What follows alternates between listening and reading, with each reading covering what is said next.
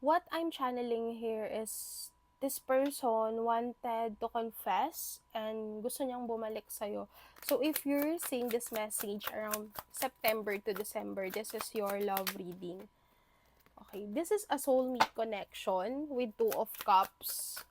I feel like this person is observing you kasi para sa kanya, ikaw na yung the one and hindi kanya kayang i-let go.